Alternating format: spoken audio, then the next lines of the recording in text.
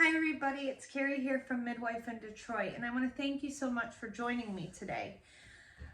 I want to also thank everybody who's liked and subscribed to my channel, and thank you to Jen who's given me this awesome shirt. I really hope that as we learn and grow together, we can really help provide some information to women to help them throughout their healthcare journey.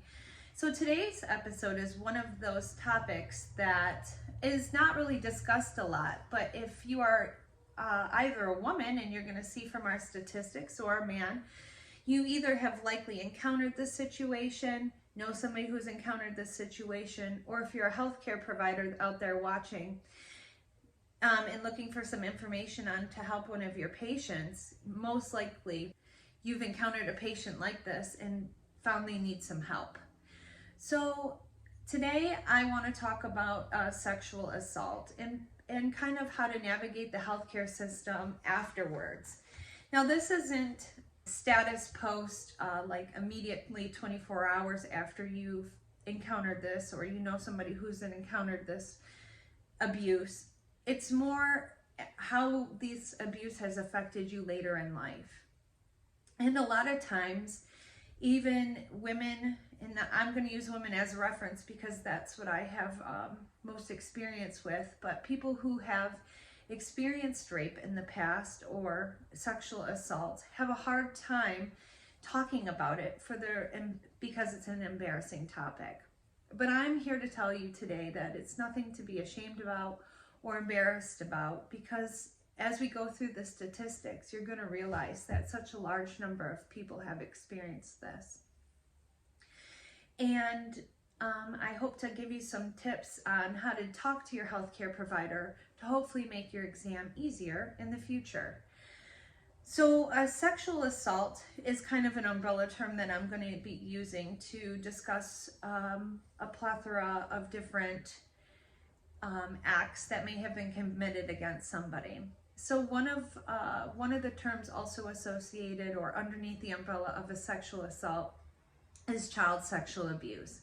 And this is any showing, touching, or looking, usually from an adult or older adolescent on a child for sexual gratification.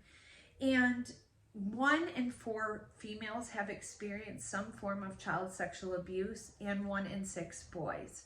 Now, as you go, if you're fact checking my statistics and you go site to site, you're going to see that these numbers vary. And you're going to know that, or I'm going to tell you that, only a very small number of actual abuse cases are actually reported. So the umbrella term of a sexual assault is any non-consensual non-consensual sexual act that is obtained by force or coercion. And this could include rape, but it could also include touch, taking pictures, posting videos. So these acts or acts against somebody tend to affect them long into their lives. And the statistic states that only about 10 to 15 of women and men have reported a sexual assault. So just given those statistics alone, you may know somebody who's experienced this. Men obviously are very underreported for many reasons related to our culture and sexual abuse.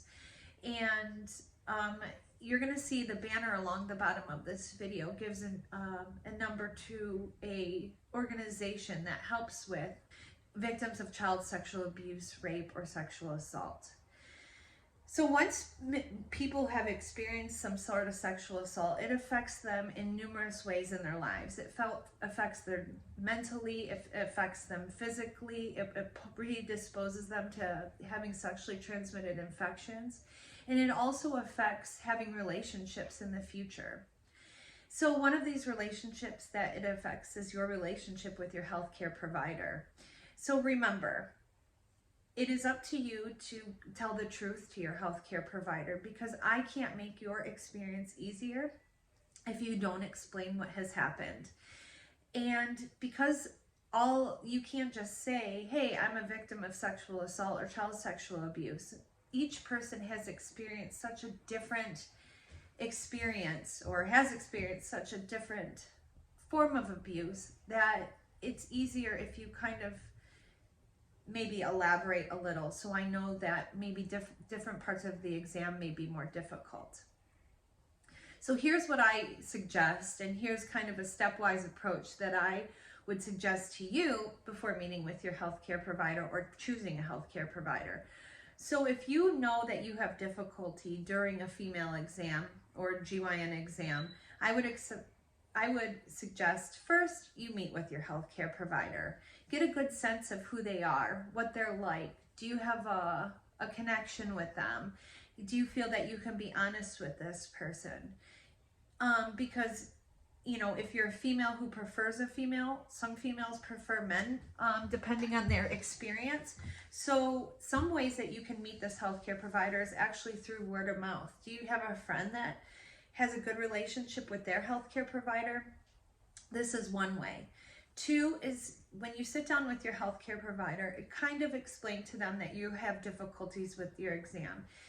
You don't have to give them every single detail of your abuse, but if you just let them know, hey, I've been in a situation and I have difficulties with exam, that honesty really helps us out a lot, because one of two things: we can have you come back in the future and book you extra time. So a typical exam would be 15 to 30 minutes.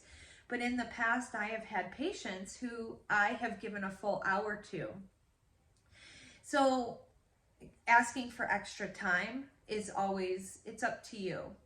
Two, either have your provider take breaks or take it slow. If you explain to your healthcare provider, hey, I have difficulty with this exam, or I've had difficulty with this exam in the past, and you feel that this healthcare provider is blowing you off or not taking you seriously, remember that a provider, being a healthcare provider, such as a midwife, a doctor, a nurse practitioner, is a business. If you go to a restaurant and you don't like the food that you've eaten, or you go to another place of business like getting your car fixed and your car's not fixed, meeting with your healthcare provider and liking your healthcare provider is really important, because it is business. You or your insurance company are providing this person with money. So you deserve to get the experience and the trust and the respect that you deserve. And you know what? At the end of the day, it may take many appointments for you to get your full exam done. But I would highly suggest you seeking healthcare, like mental health care, learning techniques like cognitive behavioral therapy, deep breathing, relaxation. And remember, you have experienced a trauma, and anything that you experience that is difficult for you, unless it's really life-threatening, we don't have to perform your pap smear at that very moment. And don't let any healthcare provider tell you. It is always best to have your healthcare up to date, to have your testing up to date, but a lot of this testing and exams we can do without causing you trauma. But remember, it's up to you to seek a healthcare provider that you trust, and it's up to your healthcare provider to give you the respect that you deserve. So in saying that, I hope that you can either pass this information along to somebody to help them along the way, or I hope this information has helped you along the way. Please like, share, subscribe, and turn on notifications to receive any information in the future. And once again, thank you for everyone who has taken the time out of their day to meet with me, learn about me, and taking control of your health care. Have a good day. Bye-bye.